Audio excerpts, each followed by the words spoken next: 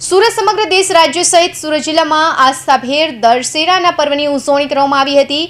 અનિષ્ટ પર સારીની જીતનો સંદેશ આપતા આ પાવન પર્વ નિમિત્તે સુરત ગ્રામ્ય પોલીસ દ્વારા પણ પરંપરાગત રીતે શસ્ત્ર પૂજનનું આયોજન કરવામાં આવ્યું હતું। સુરત ગ્રામ્ય પોલીસ હેડક્વાર્ટર ખાતે યોજાયેલા આ ધાર્મિક કાર્યક્રમમાં પોલીસ અધિકારીઓ અને જવાનો ઉત્સાહભેર જોડાયા હતા। ખાસ કરીને શસ્ત્ર પૂજનના પાવન અવસરે સુરત ગ્રામ્ય પોલીસ વડા એટલે એસપી રાજેશ ગઢિયાએ હાજરી આપી હતી અને પૂજન વિધિમાં ભાગ લીધો હતો।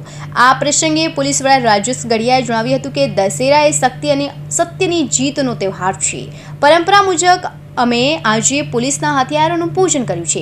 તેમણે ઉમેર્યું હતું કે આ શુભ દિવસે અમે સુરત જિલ્લામાં કાયદો અને વ્યવસ્થા સંપૂર્ણપણે જળવાઈ રહે અને જિલ્લાની શાંતિ કાયમ રહે તે માટે ભગવાન સમક્ષ વિશેષ પ્રાર્થના કરી છે। પોલીસ વિભાગ જનતાની સુરક્ષા માટે કટિબદ્ધ છે।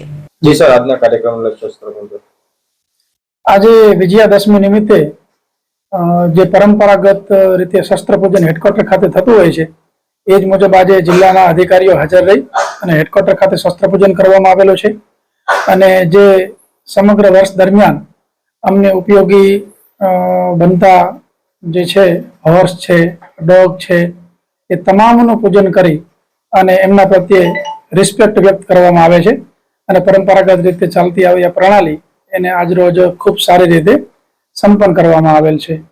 દશેરાનું મહત્વ ઐતિહાસિક રીતે, સાંસ્કૃતિક રીતે, ધાર્મિક રીતે આપણી પરંપરામાં ખૂબ જ છે અને એની અંદર આસુરી શક્તિ ઉપર, અસત્ય ઉપર સત્યનો વિજય દર્શાવતું પ્રતીક છે।